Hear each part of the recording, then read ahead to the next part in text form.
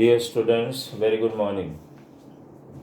Today you are attending lecture number 12, chapter 3, linear equations of two variables. Chapter lengthy તો છે જ, involves variety of examples. પ્રાર્થના તેરી से ટેસ્ટ તું સન્ડે જમા નથી કરાવી ગઈ? You have to deposit the test, understand, tomorrow at home. કે પ્રાર્થના ઓકે ડિપોઝિટ કરાવી ગઈ પ્રાર્થના ટેસ્ટ? ઓકે, કંઈ વાંધો નહીં, ચાલો. ઇન ટુડેઝ લેક્ચર નંબર 12 ધ્યાન આપો. Examples which we are going to solve. આજમાં એ લેક્ચર 12માં જે બધા એક્ઝામ્પલ્સ જે છે ને એમાં થોડું અટેન્શન આપવું પડશે.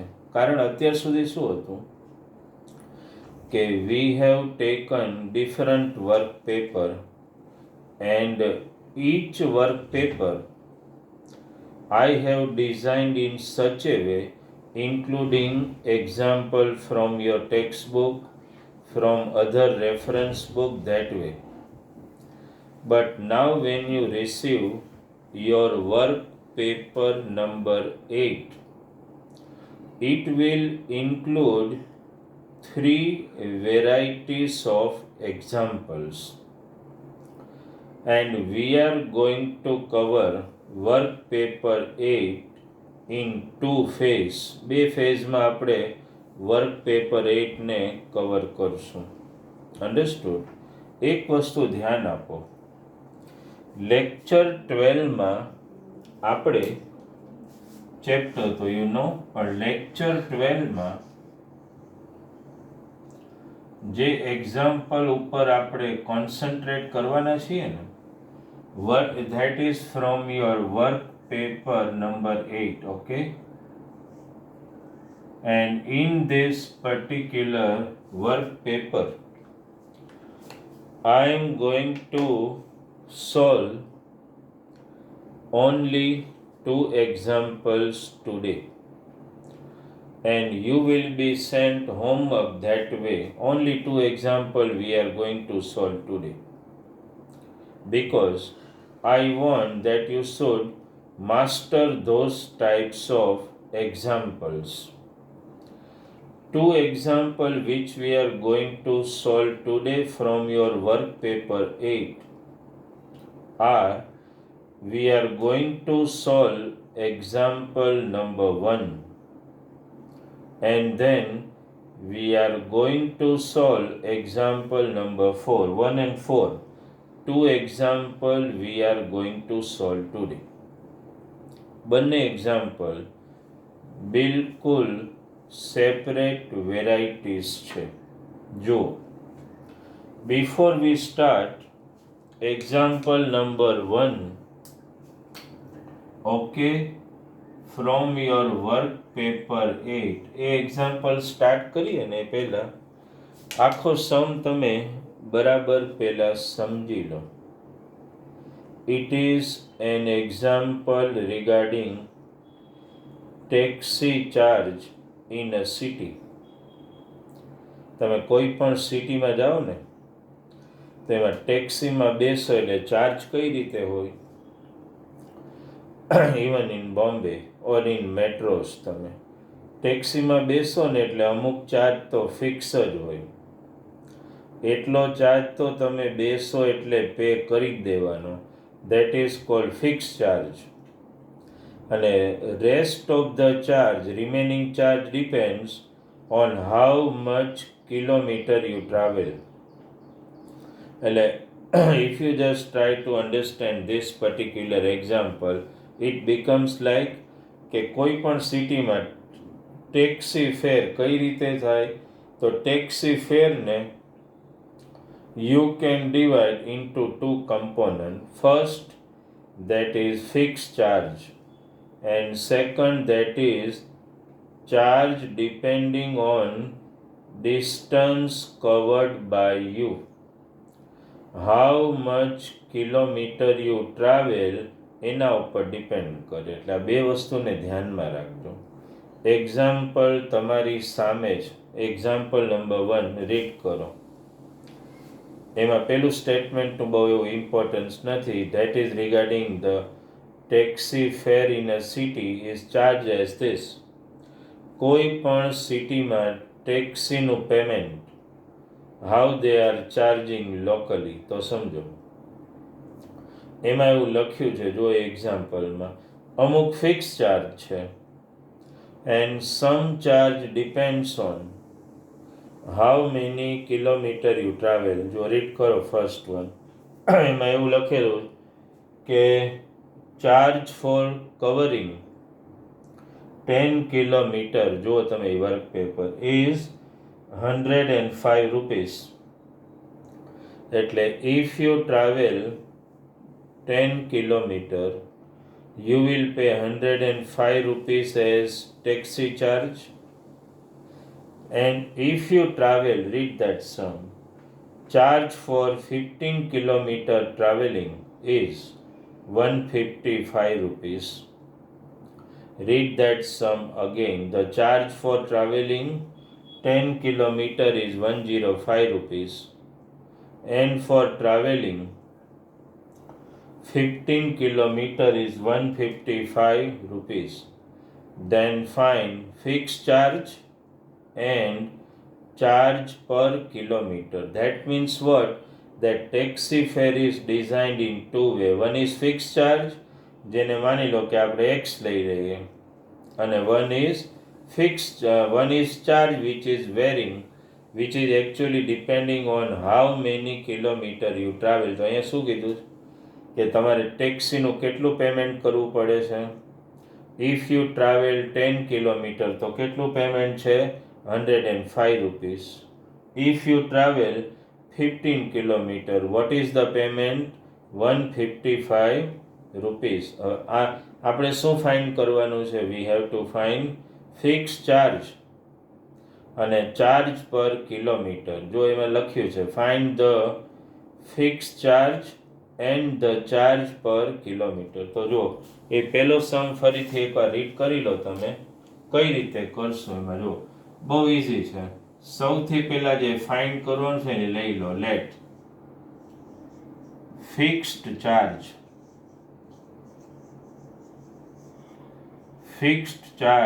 બી x રૂપીસ. બરાબર સમજો.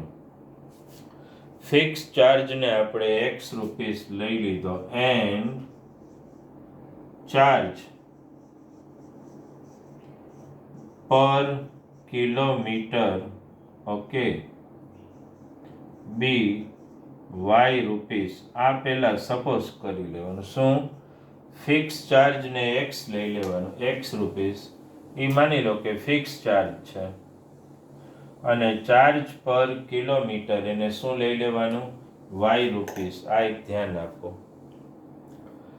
નાવ ફિક્સ ચાર્જ આપણે શું લીધો? x rupees. અને ચાર્જ પર કિલોમીટર શું લીધું? y rupees. હવે હું ફર્સ્ટ ઇક્વેશન બનાવું ને પહેલાં તમે સમ રીડ કરો. 10 કિલોમીટર જો તમે ટ્રાવેલ કરો તો કેટલા રૂપીસ છે? 105 રૂપીસ. કઈ રીતે કરું છું ઇક્વેશન, એમાં ખાસ ધ્યાન રાખજો. તમે કેટલા પે કરો છો? 105 રૂપીસ પે કરો છો તમે. એ તો ફાઇનલ છે. હવે ધ્યાન આપો, તમે જે 105 રૂપીસ પે કરો છો ને એમાં પહેલા તો ફિક્સ ચાર્જ આવશે. કેટલો? x. આ તો ખબર પડી ગઈ. હવે તમે કેટલા કિલોમીટર ટ્રાવેલ કરો છો? 10 કિલોમીટર. 1 કિલોમીટરના કેટલા છે? બોલો. y rupees. તો 10 કિલોમીટરના શું થાય? બોલો. 10y. સમજાય છે? x તમારો ફિક્સ ચાર્જ છે અને 1 કિલોમીટરના y રૂપીસ, તો 10 કિલોમીટરના 10y રૂપીસ ઇક્વલ ટુ કેટલો ટોટલ ચાર્જ થાય છે? બોલો. 105 એવું લખેલું છે. આ તમારા માટે બનશે ઇક્વેશન નંબર 1. ઓકે, આ ઇક્વેશન બરાબર સમજાયું? કઈ રીતે બનાવ્યું આપણે બધું? ટોટલ પેમેન્ટ તમે 105 રૂપીસ યુ આર ગિવિંગ. એ 105 રૂપીસ પેમેન્ટ કઈ રીતે થયું હશે? તો અમુક fix charge you must have paid, અને બાકીનો ચાર્જ તમે કેટલા કિલોમીટર ટ્રાવેલ કરો છો એના ઉપર. અહીંયા પર કિલોમીટર વાય રૂપીસ હોય તો 10 કિલોમીટરના 10 વાય થાય કે નહીં? આ રીતે we are able to make equation number 1. હવે જુઓ, આગળ વાંચો. Charge for covering 15 kilometre is 155. આનો મતલબ શું થયો? 155 તમે કઈ રીતે પે કરશો બોલો તો? ફિક્સ ચાર્જ તો તમારે આપવાનું છે. You are travelling now how many kilometre? Tell me. 15 kilometre. પર કિલોમીટરના વાય રૂપીસ હોય તો 15 કિલોમીટરના કેટલા થાય? 15 વાય થાય. અને ટોટલ તમે કેટલું પેમેન્ટ કરીને આવો છો? 155. That's your total payment. આ બંને ઇક્વેશન ઉપર પેલા બરાબર ધ્યાન આપો, મગજમાં ઉતરી જશે. દરેક વખતે આ તમે બે એમાઉન્ટ પે કરો છો. એકવાર તમે ટ્રાવેલ કેટલું કરો છો? 10 કિલોમીટર. નેક્સ્ટ ટાઈમ તમે ટ્રાવેલ કેટલું કરો છો? 15 કિલોમીટર. તમારો પહેલા ચાર્જ થાય છે 105 રૂપીસ, પછી 155 રૂપીસ. આટલો ચાર્જ કઈ રીતે થાય? ફિક્સ ચાર્જ તો લાગે જ, પણ પર કિલોમીટર લેખે પણ ચાર્જ લાગે. Understand?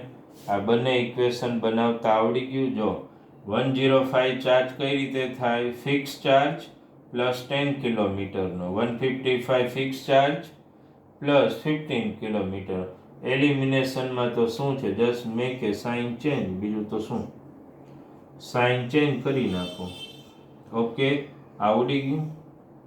Plus minus minus 10 minus 15y એટલે -5y આવશે.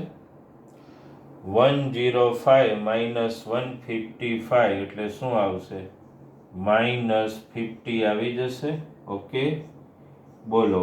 y ઇક્વલ ટુ 50/5 કેન્સલ કરી નાખો એટલે y ની વેલ્યુ શું આવી ગઈ? 10 રૂપીસ. બરાબર?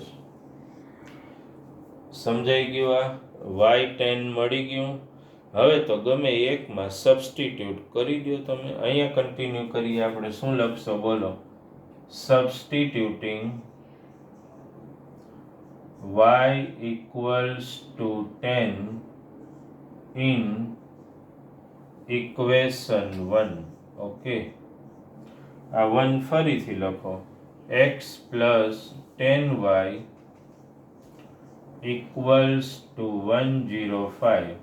આમાં y ની વેલ્યુ મૂકવાની છે તમારે. 10 into 10 એટલે 105. x plus 100 equal to 105. ધ્યાનમાં આવે? x ઇક્વલ અને એમને લખી નાખો 105 માઇનસ 100 5. લો, x અને y બંને મળી ગયું આપણે. એટલે આનો મતલબ શું થયો? કે આ ફિક્સ ચાર્જ છે ટેક્સીનું ભાડું ફિક્સ, અને આ પર કિલોમીટર. તો ફાઇનલ આન્સર શું લખશો તમે? ધેરફોર આમ લખવું પડે ને, ફિક્સ્ડ ચાર્જ. એક તો પેલા લખવો પડે ફિક્સ્ડ ચાર્જ ઇઝ ₹5. આ પેલો આન્સર. એન્ડ બીજામાં શું લખશો? ધ ચાર્જ પર કિલોમીટર ઇઝ ₹10. આ રીતે આન્સર લખવાનો એક્ઝામમાં. અન્ડરસ્ટુડ? ફાઇનલ આન્સર તો એક્ઝામમાં આ રીતે લખવો જ પડે. આને પછી આમાં એવું હોય તો થોડું આમ અંડરલાઈન કરી દેવાનું. ધ્યાનમાં આવ્યો આ સમ? હવે આમાં એક વસ્તુ શું ધ્યાનમાં રાખો, સમજી લો. આ એક્ઝામ્પલ ટેક્સી ફેરનો છે. વર્ક પેપરમાં મેં જે આપ્યું છે ને એમાં એ ટાઈપના એક્ઝામ્પલ છે જેમાં લાઇબ્રેરીનો ચાર્જ હોય. તો લાઇબ્રેરીમાં ચાર્જ કઈ રીતે હોય? અમુક ફિક્સ ચાર્જ હોય. મને કે લાઇબ્રેરીમાં કોઈ બુક લાવ્યા, અન્ડરસ્ટેન્ડ, અને પછી તમે ઠાંગી ગયા એ બુક, પાછી લાઇબ્રેરીમાં ડિપોઝિટ કરાવવા જ ન જાઓ તો એ લોકો પૈસા કઈ રીતે વસૂલ કરે? એટલે એક તો ફિક્સ ચાર્જ રાખે જ. અન્ડરસ્ટેન્ડ? એક લાઇબ્રેરીનું એક્ઝામ્પલ છે જેમાં અમુક ફિક્સ ચાર્જ હોય અને rest of the charge depends on how many day you keep that book. એવી રીતે ઘણીવાર હોસ્ટેલ ચાર્જ હોય, એ તમને ખબર ને, લોજિંગ એન્ડ બોર્ડિંગ. હોસ્ટેલમાં શું હોય? બોર્ડિંગ એ હોય ને લોજિંગ એ હોય. એટલે હોસ્ટેલમાં તમે રહ્યો ને એનો ફિક્સ ચાર્જ હોય, that is called boarding charge. અને લોજિંગ એટલે કેટલા દિવસ, how many days you take food in the hostel mess. તો ધેટ ડિપેન્ડ. એ રીતે આખો હોસ્ટેલનો ચાર્જ, એ ટાઈપનો પણ વન એક્ઝામ્પલ આઈ ઇન્ક્લુડેડ. અન્ડરસ્ટેન્ડ? એટલે હું જે સમ તમને વર્ક પેપરમાં આપું છું ને, that's not just only from your text book, but they are from other book and I am finding the similar looking example. એટલે એક એક્ઝામ્પલ તમે ગણો ને તો બીજા બે ત્રણ એ ટાઈપના તમને મળે, જેને કારણે તમારું કોન્સેપ્ટ સ્ટ્રેન્થ વધી જાય એ ટાઈપના એક્ઝામ્પલમાં. એટલે ધ્યાન આપવું બહુ જરૂરી બની જાય છે. ઘણા છોકરાઓની ટેસ્ટ હજુ નથી આવતી હોય. Respected parents, take a note of this. Last વીકની જેટલી ટેસ્ટ હતી એમાંની ઘણી ટેસ્ટ અત્યારે હજુ આવી નથી. એટલે એ બધી ટેસ્ટ આવવી જરૂરી છે તમારા માટે. એ ધ્યાન આપો. આ ટાઈપના સમમાં ધ્યાન આવે કે દરેક વખતે તમારે ખાસ કથન ધ્યાન આપજો. દરેક વખતે સપોઝ કરવાનું આવે ને ત્યારે આ બે સ્ટેટમેન્ટ ફિક્સ જ હોય. એક ફિક્સ ચાર્જનું આવે અને એક ચાર્જ પર, અહીંયા કિલોમીટર આવે, ઓલામાં પર ડે આવે. અન્ડરસ્ટેન્ડ? ડિફરન્સ માઇનર જ પડે. બાકી દરેક સમમાં આ જ રીતે statement in the similar way sign change કરવાની. આ જ રીતે આખો સમ તમે સોલ્વ કરી શકો છો. એવા મેં બે સમ આપેલા છે એટલે તમને આ તો એક્ઝામ્પલ છે જ first one, that you will do. અને when you solve another two example of the same type, તમારા માઇન્ડસેટમાં વસ્તુ તરત જ ઉતરી જશે. અન્ડરસ્ટેન્ડ? રાઈટ? ઓકે, ચાલો ડિયર સ્ટુડન્ટ, આ ધ્યાનમાં આવી ગયું તમને?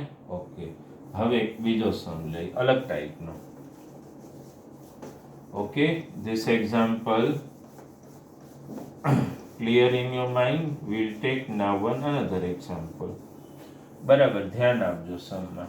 ઓકે, એટલા કાંઈ ડિફિકલ્ટ છે નહીં. થોડું ધ્યાન આપો તો સમ મગજમાં તો ઉતરી જ જાય એવા છે. હવે માની લો કે સૌથી પહેલાં મારી પાસે તો ડેટા લખેલો હોય અહીંયા, પણ તમે લોકો ખાસ તમે જુઓ સમ નંબર 4 જુઓ. તમારી પાસે જે વર્ક પેપર છે ને, sum number 4 you just read it.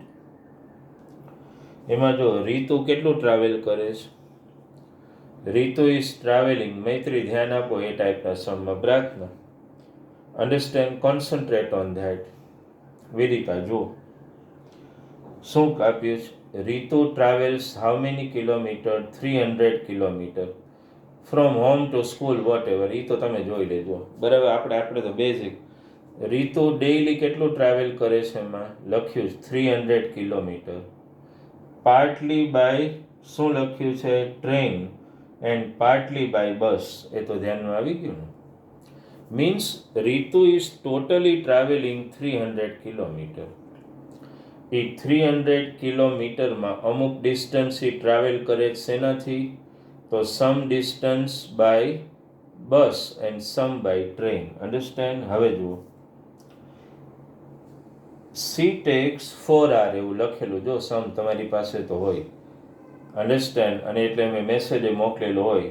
તમને વર્ક પેપર મળે પહેલાં મારો મેસેજ મળે, પછી મારો લેક્ચર આવે કે હું કયા સમ સોલ્વ કરાવવાનું. જો એમાં લખ્યું she takes 4 hours to travel 60 kilometre by train and remaining by bus.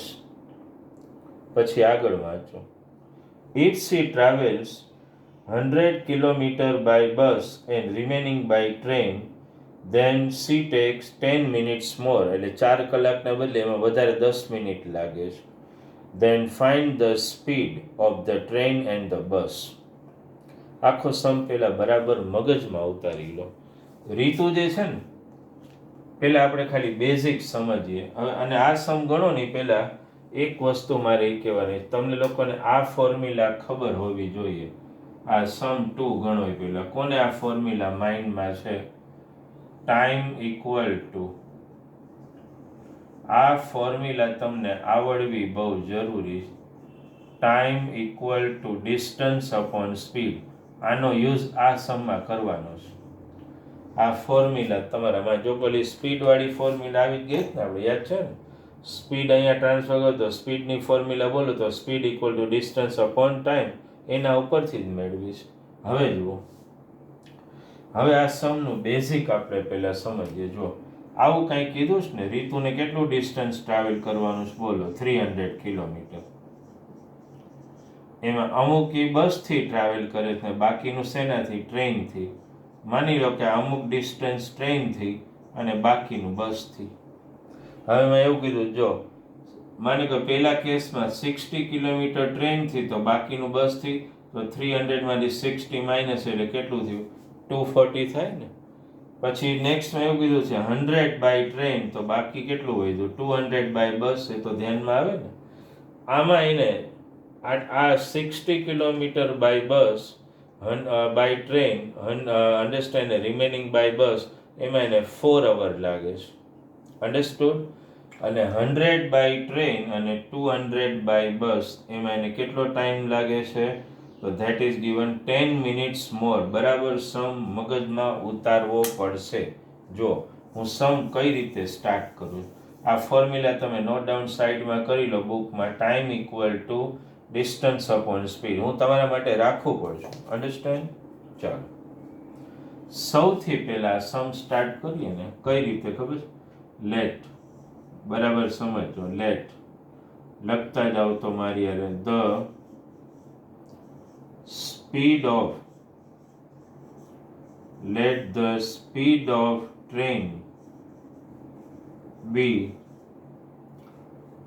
x kilometer per hour બરાબર સમજો and bus be y kilometre પર hour બસની અને ટ્રેનની બંનેની સ્પીડ આપણે લોકોએ સપોઝ કરી લીધી શું લીધી બોલો ટ્રેનની સ્પીડ શું લીધી આપણે x કિલોમીટર પર hour અને બસની y કિલોમીટર પર hour હવે સમજો પેલો સમનો પેલો ડેટા વાંચો તો એ 60 કિલોમીટર ટ્રેનથી ટ્રાવેલ કરે તો બાકીનું બસથી હોય 240 હવે જો હું ઇક્વેશન બનાવું છું બરાબર ધ્યાન આપજો હું જ્યારે એમ કહું ને એ 60 કિલોમીટર શેનાથી ટ્રાવેલ કરે છે બસથી તો એમાં એને કેટલો ટાઈમ લાગે ટાઈમની ફોર્મ્યુલા બોલો તો ડિસ્ટન્સ અપોન સ્પીડ તો આ ટ્રેનની ડિસ્ટન્સ અને એની સ્પીડ કેટલી છે x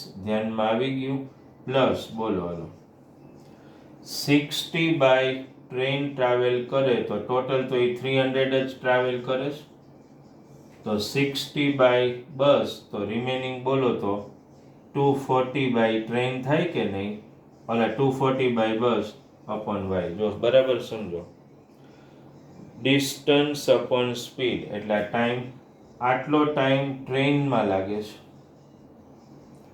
આટલો ટાઈમ બસમાં ટોટલ કેટલો ટાઈમ લાગે છે બોલો 4 hour આને ઇક્વેશન 1 કહી શકીએ આપણે હવે આગળ વાંચો તો 100 બાય બસ તો બસમાં 100 બાય ટ્રેન તો શું થાય બોલો તો 100 અપોન x એ ટ્રેનમાં ટાઈમ લાગે ટોટલ તો 300 જ છે 100 બાય બસ હોય તો બાય ટ્રેન હોય તો બાય બસ કેટલું આવે બોલો 200 અપોન y એમાં એને કેટલો ટાઈમ લાગે છે એ મેઇન છોકરા હોય પહેલામાં 4 અવર આમાં 10 મિનિટ મોર આનો મતલબ એવો થયો જો આ બરાબર સમજજો 4 hour અને 10 મિનિટ હવે આ બેનું મિક્સ કઈ રીતે કરો 4 hour તો એમને જ રહેશે આને મિનિટને આરમાં કન્વર્ટ કરવું હોય તો શું કરવું પડે બોલો 10 અપોન 60 કરવું પડે કે નહીં મિનિટને આરમાં કન્વર્ટ કરવું હોય તો આને ઉડાડો તો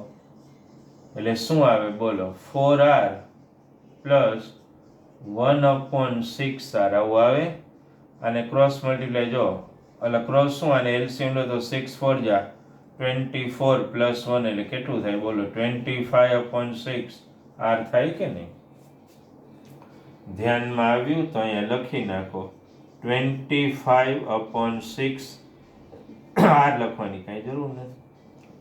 આ ઇક્વેશન 2 આ બરાબર મગજમાં ઉતારવું પડે. એમાં 10 મિનિટ્સ મોર કીધું, 4 hour તો લાગે જ.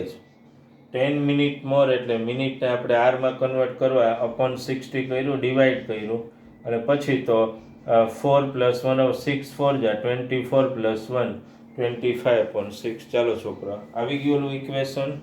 એલિમિનેશન હવે થોડું યાદ આવે છે કોઈને? અપોનમાં x ને અપોનમાં y આવ્યું જુઓ છે ને, તો હું લખશો બોલો? લેટ 1/x = a અને બોલો 1/y = b. એટલો યાદ હોય જ ને. તો આ પેલું શું થઈ જાય બોલો? લખીએ અહીંયા 60a પછી બોલો 240b. આ તો ખબર જ હોય ને, આપણે ગણી ગયા છીએ =4. આને ઇક્વેશન 3 કહેવું પડે હવે. અન્ડરસ્ટુડ? આમાં બોલો 100x + 200y = 25/6. આને ઇક્વેશન 3 આપણે 4 હજી નહીં કહીએ. શું કરશું આપણે? આ 6 ને ક્રોસ મલ્ટીપ્લાય કરી નાખીએ. બરાબર ધ્યાન આપજો. હું અહીંયા ઇન્ટેન્શનલી ન લખું. ચાલો પહેલાં આપણે શું કરીએ? અહીંયા ધ્યાન આપો ને. અહીંયા આ જે છે ને બરાબર છે. હવે આપણે એમ લખ્યું હોય આ દાખલા તરીકે 100a + 200b 25/6. 6 ને ક્રોસ મલ્ટીપ્લાય કરો તો શું થઈ જાય બોલો? 600a. ધ્યાનમાં આવે ને? પ્લસ 6 ને આની હારે મલ્ટીપ્લાય એટલે શું થાય બોલો? 1200b = 25. આને ઇક્વેશન 4 કહી દો. આ બરાબર સમજી લો. આ બંને ઇક્વેશન મળી ગયા આપણને.